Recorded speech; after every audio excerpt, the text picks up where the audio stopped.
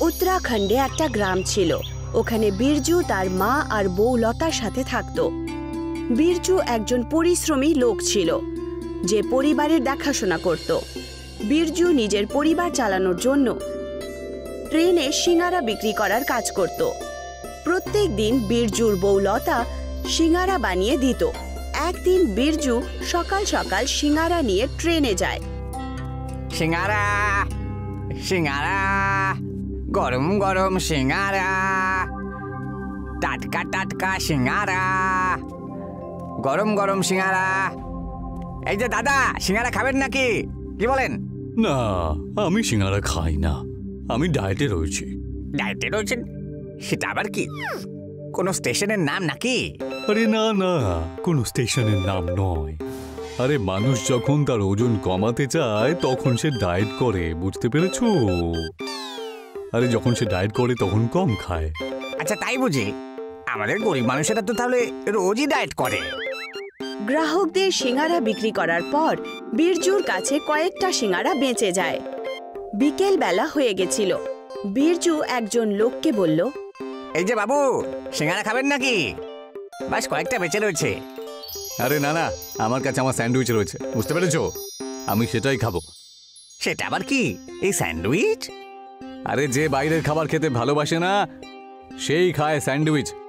এই নাও, তুমিও একটু খেয়ে দেখো না। ওই লোকটা বিরজুকে একটা স্যান্ডউইচ দেয়, যেটা খেয়ে বিরজু বলে, বাবা এ তো বেশ সুস্বাদু খেতে। এরপর থেকে আমি স্যান্ডউইচও বিক্রি করব। সিঙ্গারার সাথে স্যান্ডউইচ, আরো বেশি রোজগার হবে। এইটুকু বলে বিরজু বাড়ি চলে আসে আর সমস্ত কথা নিজের মা আর বউ লতাকে বলে। আরে আমাদের এখন সিঙ্গারার সাথে সাথে স্যান্ডউইচও বিক্রি করতে হবে, তাহলে মানুষের স্বাস্থ্যও ভালো থাকবে আর আমাদের ব্যবসাও বাড়বে। কি বলো? স্বাস্থ্য তো ঠিক আছে, কিন্তু আমরা এটা বানাবো কি করে? আর যদি আমরা রোজগার না করতে পারি তখন? লতা ঠিকই বলছে।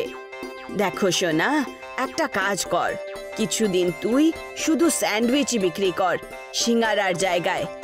হয়তো এই ব্যবসাটা চলেই যাবে। আমি তোমাকে কাল থেকেই স্যান্ডউইচ বানিয়ে দিয়ে দেব। ঘরের লোকেদের কথা শুনে বিরজু সেরকমটাই করে আর সিঙ্গারার জায়গায় সিঙ্গারা বিক্রি করার জন্য ট্রেনে যায়।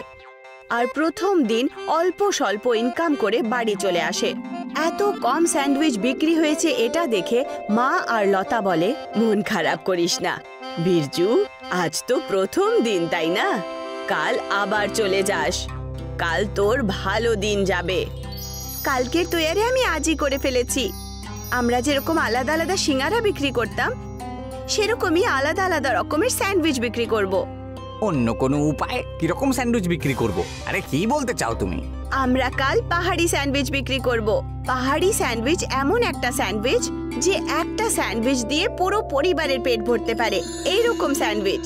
কিন্তু বৌমা, এর খরচা আমরা কি করে তুলব? পাহাড়ি স্যান্ডউইচ বানানোর জন্য আমাদের অনেক খরচা হয়ে যাবে যে।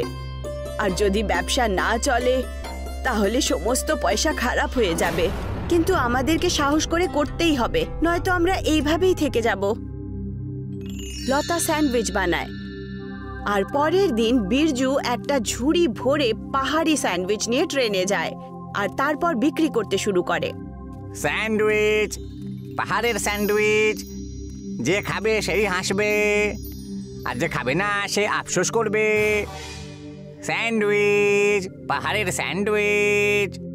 বিরজুর পাহাড়ি স্যান্ডউইচ কিছু ঘন্টার মধ্যেই পুরো বিক্রি হয়ে যায়। ও খুশি হয়ে এই কথা বাড়িতে এসে বলে আর মা সমস্ত শাবাশি লতাকে দিয়ে দেয় আর বলে, খুব ভালো উপায় বার করেছো বৌমা, মজাই হয়ে গেল। ধন্যবাদ মা, কিন্তু এটা তো আমার কর্তব্য ছিল। সময় কেটে যাচ্ছিল। বিরজুর এই পাহাড়ি স্যান্ডউইচ খুব প্রসিদ্ধ হয়ে গেল। কয়েকবার তো সমস্ত স্যান্ডউইচ স্টেশনেই বিক্রি হয়ে যেত। বিরজুর ট্রেনে চড়ার দরকারও পড়তো না। কিন্তু বিরজুর সাথে অ্যাক্সিডেন্ট হয়ে যায়। ডাক্তার বিরজুকে পুরো 6 মাসের জন্য বেড রেস্টের জন্য বলে। পুরো পরিবার যেন ভেঙে গেল। মা আর লতার মন পুরোপুরিভাবে ভেঙে গেল। 6 মাসের আরাম মানে বেড রেস্টের কথা শুনে বিরজু আর লতার মন খারাপ হয়ে গেল। আপনাকে 6 মাস অবধি আরাম করতে হবে, আর নিজের পিঠের হাড়ে বেশি জোর দিলে ব্যথা আরো বাড়তে পারে। আপনার খেয়াল রাখুন আর এই ওষুধগুলো নেবেন। লতা আর মা ওকে বলেন, আমাদের পরিবারে এটা কেমন দুঃখ চলে এলো। বীরজু সোনা, এখন তুই ট্রেনে ব্যবসা করতে যেতে পারবি না, আর এরই লাভ উঠিয়ে আমাদের প্রতিবেশী কিরোরিমল এইরকমই পাহাড়ি স্যান্ডউইচ বানিয়ে বিক্রি করছে। আমাদের কাছে কয়েকদিনেরই টাকা বেঁচে আছে, কিছু টাকা পয়সা তো হাসপাতালের চিকিৎসাতেই বেরিয়ে গেল। এইটুকু বলতেই হসপিটালে বীরজুকে দেখার জন্য স্টেশন মাস্টার আসেন, আর ওনাকে দেখে বীরজু নরম অবস্থায় ওঠার চেষ্টা করে। আরে শুয়ে থাকো, শুয়ে থাকো। কেমন আছো তুমি? যখন আমি শুনলাম যে তোমার অ্যাক্সিডেন্ট হয়েছে, সঙ্গে সঙ্গে ভাবলাম তোমার সাথে দেখা করে আসি। মালিক, যা হয় তা তো উপরওয়ালার জন্যেই হয়, না হলে তো আমি আজকে বেঁচেই থাকতাম না। আরে এরকম বাজে কথা বলো না, সব ঠিক হয়ে যাবে। এমনিতেই আমি তোমার পাহাড়ি স্যান্ডউইচ খুব মিস করছি। আমার 3 মেয়ে তোমার ওই পাহাড়ি স্যান্ডউইচ খেতে খুব ভালোবাসতো, আর আমিও। বীরজু ওনার কথা শুনছিল, আর তক্ষুনি লতা আর মা ওষুধ নিয়ে আসে। লতা আর মায়ের উদাস চেহারা দেখে স্টেশন মাস্টার বুঝে যায় যে পয়সার খুব কষ্ট চলছে। এসো লতা, এসো। লতা আর মা, এ হলো লতা আর উনি হলেন আমার মা। আমি তোমাদের সাথে আলাপ করাতেই ভুলে গেছিলাম, ইনি হলেন আমাদের স্টেশনের স্টেশন মাস্টার। শুরুর দিকে ইনি আমাদের খুব সাহায্য করেছেন। আমাদের ভালো লাগলো যে আপনি ওর সাথে দেখা করতে এলেন, ধন্যবাদ। আরে এতে ধন্যবাদ জানানোর কি আছে? আমি বিজুর জন্য একটা খুশির খবর নিয়ে এসেছি। কি রকম খুশির খবর মাস্টার বাবু? খুশির খবর এটাই যে এই স্টেশনে একটা বইয়ের দোকান অনেক দিন হয়ে গেল খালি পড়ে রয়েছে। ওখানে যে বইটই বিক্রি করতো না, সে অন্য বড় স্টেশনে চলে গেছে। তাই তুমি আর তোমার পরিবার যদি চায় তাহলে ওই দোকানটা ব্যবহার করতে পারো, আর তাতে তোমরা তোমাদের পাহাড়ি স্যান্ডউইচের দোকান খুলতে পারো। ওই বেটা 3 কড়ির নকল স্যান্ডউইচ খেয়ে খেয়ে আমাদের পেট খারাপ হয়ে গেছে। স্টেশন মাস্টারের কথা শুনে যেন পুরো পরিবার খুব খুশি হয়ে উঠল, যেন সবাই সান্ত্বনা পেয়ে যায়। আর বীরজু আর লতা বলে, কি সৌভাগ্য আমাদের যে আপনি আমাদের এত বড় উপকার করলেন। যতদিন আমি হসপিটালে রয়েছি ততদিন লতা আর মা, তারপর আমি যেই ঠিক হয়ে যাব সঙ্গে সঙ্গে আমি নিজে পাহাড়ি স্যান্ডউইচ তৈরি করে দোকানে বিক্রি করব। দোকান খোলার পর আমাদের গ্রাহক স্থায়ী হয়ে যাবে আর আমদানিও বাড়বে। এটা তো খুব ভালো কথা, এটা আমরা তাড়াতাড়ি শুরু করব। স্টেশন মাস্টার এই কথা শুনে বীরজুর জন্য একটা দোকান ভাড়ায় নিয়ে নেয়। লতা আর মা দুজনে মিলে পাহাড়ি স্যান্ডউইচের একটা দোকান খোলে। কিরোরিমলের স্যান্ডউইচ এখন কেউ কেনে না। কিছুদিন ভালো ব্যবসা করার পর ওরা দোকানের ভাড়া ভরে দিল, আর মা স্টেশন মাস্টারকে ধন্যবাদ জানালো। বীরজুর শরীরও এখন আস্তে আস্তে ঠিক হলো, আর বীরজু নিজের দোকানে খুবই খুশি মনে পাহাড়ি স্যান্ডউইচ বিক্রি করতে শুরু করে দেয়, আর পুরো পরিবার হাসি খুশি থাকতে শুরু করে। লালা নামের একজন লোক ছিলেন। সে সবার সামনে নিজের পাণ্ডিত্য জাহির করতে খুব পছন্দ করত। সে ভাবত যে গ্রামের সবচেয়ে পণ্ডিত ব্যক্তি সেই। আমি তো কখন থেকে বলছি যে আমের চাষ করো, সকল গ্রামবাসীরা সবাই বোকা, তোমরা বুঝলে কিচ্ছু বোঝো না। হ্যাঁ হ্যাঁ, সকল গ্রামবাসীদের কাছে আমার মতো বুদ্ধি কোথায় আর পাওয়া যাবে বলুন তো দেখি। আর আজকে যে বৈজ্ঞানিক আসবে উনি তো মনে হচ্ছে সবার আগে আপনার কাছেই আসবে, তাই না? হ্যাঁ, কোন বৈজ্ঞানিক? আপনি তো জানেন না কি যে বৈজ্ঞানিক আসছে শহর থেকে, যে গ্রামের মাটি পরীক্ষা করবে। ও হ্যাঁ হ্যাঁ হ্যাঁ, আমি জানি সব কিছু। আমাকেই তো বলেছে ওনারাকে গ্রাম দেখানোর জন্য। হ্যাঁ, ওটাই তো ভাবছিলাম, আপনার চেয়ে ভালো কে আর ওনাকে গ্রাম দেখাতে পারবে বলুন তো। লালা বৈজ্ঞানিকের ব্যাপারে কিছুই জানতো না, কিন্তু এখন যখন জেনে গেছে সে এই সুযোগটা কি করে হাতছাড়া করতে পারে।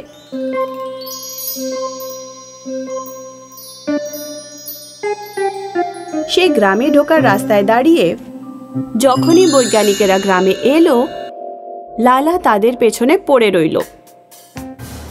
ওয়েলকাম স্যার, আমি লালা, এই গ্রামের স্মার্ট চাষি। বলুন আমি আপনাদের কি সাহায্য করতে পারি?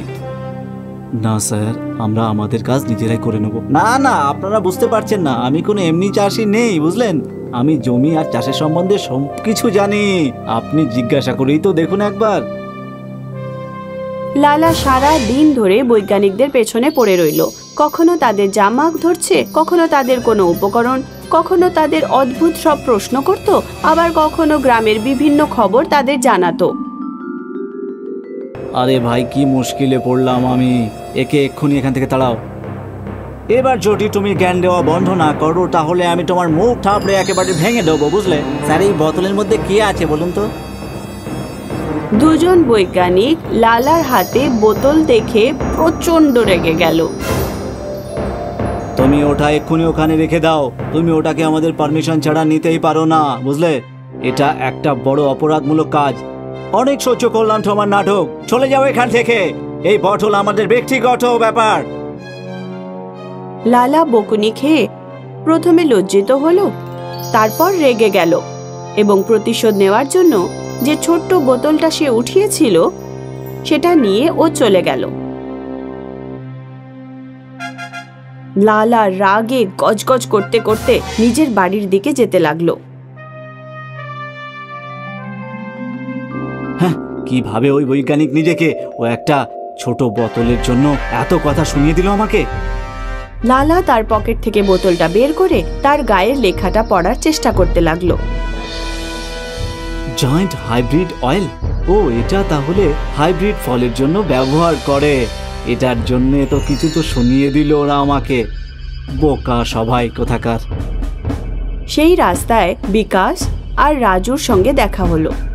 কি লালা ভাই, কেমন ছিল বৈজ্ঞানিকদের সাথে আপনার আজকের দিনটা? খুব সুন্দর। দেখো, ওনারা আমাকে ওনাদের সাহায্য করার জন্য আমাকে এই চাষের একটা ওষুধের বোতল দিয়েছে। এতে কি ওষুধ আছে? হাইব্রিড ফলের ওষুধ। কয়েকদিন পরে এর পরিণাম তোমরা সবাই দেখতে পারবে। লালা রাতে শুতে যাবার সময় আম গাছের গোড়ায় সেই ওষুধ ছড়িয়ে দিয়ে শুয়ে পড়ল। পরের দিন সকালে চোখ খুলে সে তার জানালায় সবকিছু হলুদ হলুদ দেখতে পেল। দরজা খুলে লালার চোখ ছানা বড়া হয়ে গেল।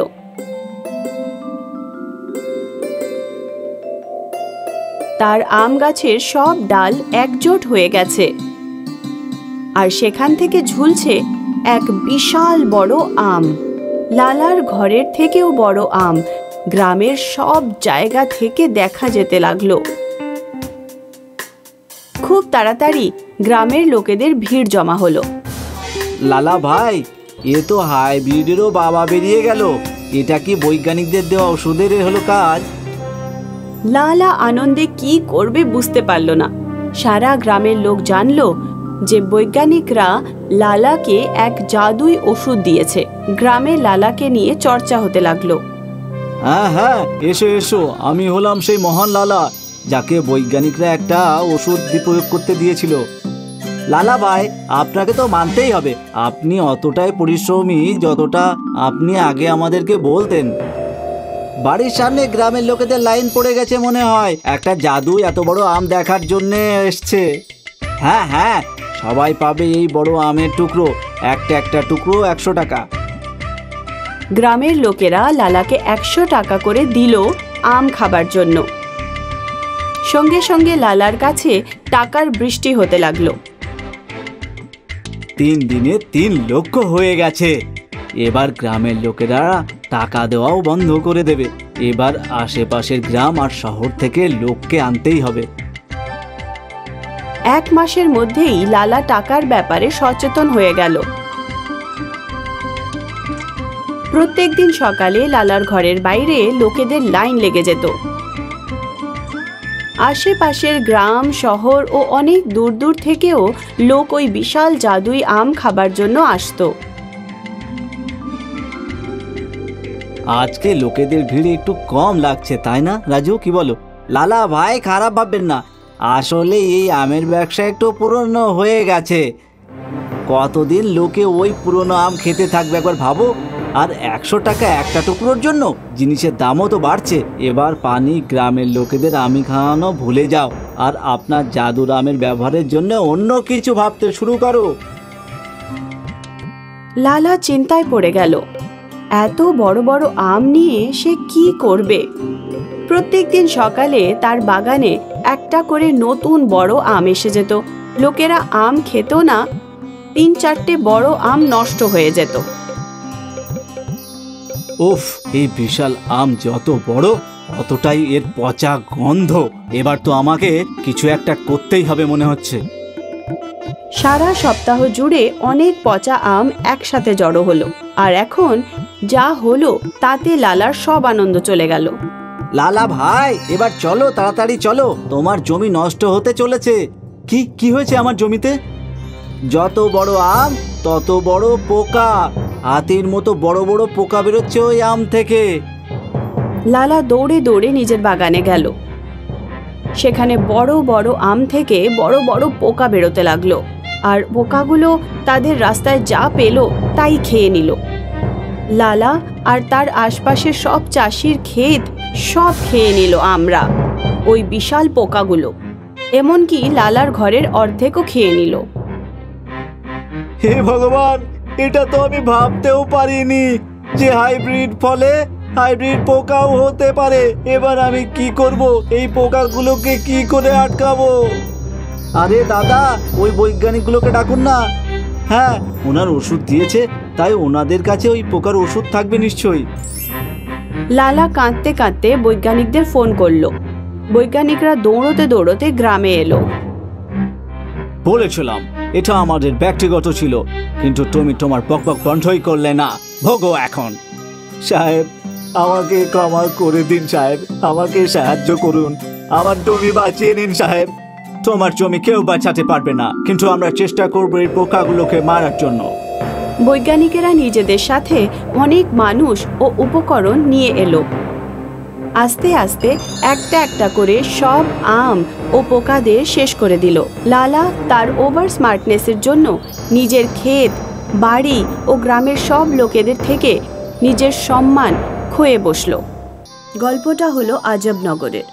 আজবনগরে গোপী তার স্ত্রী শিলার সাথে থাকত। গোপী খুবই গরিব ছিল। নিজের স্ত্রী শিলার সাথে শ্রমিকের কাজ করত খাদানে। গোপী আর শিলা সারা দিন ময়দানে পাথর ভাঙার কঠিন পরিশ্রম করত, আর রাতে বাড়ি ফিরে খাবার খেয়ে নিজেরা ঘুমিয়ে পড়ত।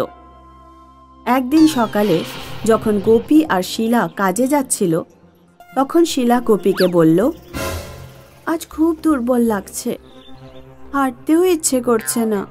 আরে কিছু না, নাইট শিফটের জন্য এরকম হচ্ছে। গোপী আর শিলা ময়দানে পৌঁছে পাথর ভাঙতে শুরু করে দেয়। হঠাৎ করে পাথর ভাঙতে ভাঙতে শিলা পড়ে গেল। গোপী শিলার দিকে দৌড়ে গেল, জল খাইয়ে শিলার জ্ঞান ফেরালো। শিলার জ্ঞান ফিরতেই ঠিকাদার বলল, আয় গোপী, ওকে হাসপাতালে নিয়ে যাও, এই নাও টাকা। ঠিকাদারের কাছ থেকে টাকা নিয়ে গোপী সরকারি হাসপাতালে এলো। শিলার চেক আপ করিয়ে ডক্টর বলল, রক্ত কম হওয়ার জন্য দুর্বলতা, তাড়াতাড়ি রক্ত দিতে হবে। ডাক্তারবাবু, কত খরচা হতে পারে? খরচা তো অনেক হবেই। আর অন্য কোনো চিকিৎসা আছে কি? যদি রক্ত দিতে না চাও তাহলে ওকে রোজ টমেটোর জুস খাও। টমেটোর জুস? বাজারে তো টমেটোর অনেক দাম চলছে, সেটা তুমি দেখো, আমি আমার কাজ করেছি। গোপী শিলাকে বাড়ি নিয়ে এলো, আর শিলাকে শুইয়ে দিয়ে টমেটো খুঁজতে বাইরে বেরিয়ে পড়ল। আমার কাছে টাকা নেই তো টমেটোর নেই, চাষিরা তো অনেক দাম চাইবে, এবার আমি কি করব? হাঁটতে হাঁটতে গোপী এরকমই ভাবছিল। তখন ওর নজর শাহুকারের ঘরের সামনে একটা ডাস্টবিনের ওপর পড়ল।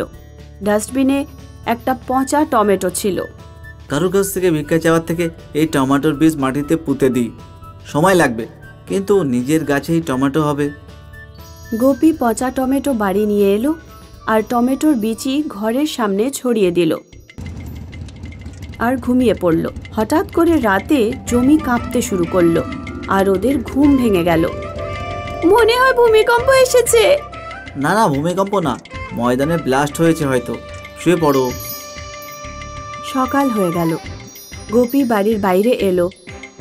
বাইরে এসেই ও দেখল যে ওর সামনে একটা বিরাট টমেটো দাঁড়িয়ে আছে, যেটা একটা পাহাড়ের মতো ছিল।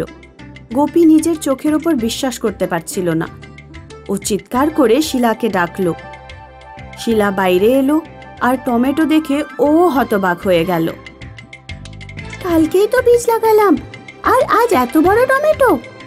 কি বুঝলে শিলা, না ব্লাস্ট হয়েছিল রাতে, না ভূমিকম্প হয়েছিল, মাটি কাঁপছিল কারণ এই টমেটো পড়েছিল। দেখতে দেখতে খবরটা পুরো আজবনগরে ছড়িয়ে পড়ল আর বিশাল টমেটো দেখার জন্য লোকের ভিড় জমা হতে লাগলো। গোপী হাতে ছুরি নিয়ে টমেটো কাটতে লাগলো, তো হাতের ছুরিটাই কেটে গেল। বাপরে বাপ, এই টমেটোটা খুবই শক্ত। এবার জুস কি করে বের করব? তখনই ঠিকাদার ওখানে চলে আসে। টমেটো দেখে ঠিকাদারও হতবাক হয়ে গেল। মালিক, আজ আমি কাজে যেতে পারবো না, আমাকে টমেটোর জুস বের করতে হবে। আরে গোপী, আমি শিলার খবর নিতে এসেছিলাম, কিন্তু এই টমেটোর দেখে আমার অবস্থা খারাপ হয়ে যাচ্ছে। তুমি কি টমেটোর জুস বের করেছো? কিভাবে বের করবো মালিক?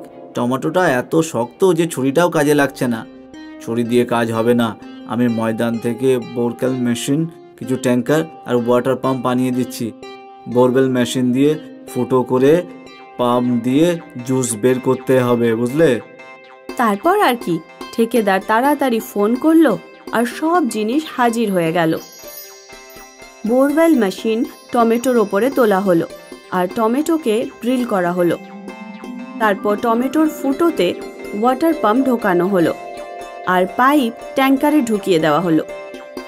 পাম্প চালু হতেই টমেটোর জুস ট্যাঙ্কে ভর্তি হতে শুরু করে দিল। দেখতে দেখতে 20টা ট্যাঙ্কি ভর্তি হয়ে গেল আর টমেটো চুপসে মাটিতে পড়ে গেল। 20 ট্যাঙ্কি জুস বের করা হয়েছে গোপী। এটা শুনে গোপী হয়রান হয়ে গেল। শিলা সারা জীবন খেলেও শিলা এত জুস শেষ করতে পারবে না। 20টা ট্যাঙ্কির জুস দিয়ে কি করব? তুমি চিন্তা করো না, আমি সব ব্যবস্থা করে দিয়েছি। ঠিকাদারের কথা শেষ হতে না হতেই একটা কোম্পানির কিছু অফিসার ওখানে চলে এলো আর বলতে লাগলো, মিস্টার গোপী, আমার লন্ডন সস কোম্পানি থেকে এসেছি। আমাদের কোম্পানি সস তৈরি করে, তার জন্য টমেটোর জুস চাই। আমরা তোমার সব জুস কিনে নেব। তুমি কি জানো গোপী, 20টা ট্যাঙ্কির ওরা কত টাকা দেবে? পুরো 5 কোটি টাকা। কথাটা শুনেই শিলা আর গোপীর মাথা ঘুরে গেল। এটা তো খুবই ভালো কথা, কিন্তু সব জুস আপনারা নিয়ে যাবেন তো শিলা কি খাবে? কোনো মজা করছো গোপী? যত খুশি তত রেখে দিন, কিন্তু আপাতত এই 5 কোটি টাকার চেকটা আপনার কাছে রেখে দিন। এরকম বলে অফিসার গোপী আর শিলাকে 5 কোটি টাকার চেক ধরিয়ে দিল। এইভাবে বিশাল টমেটোটা শিলা আর গোপীর শুকনো জীবনটা রসালো আর রঙিন করে তুলল।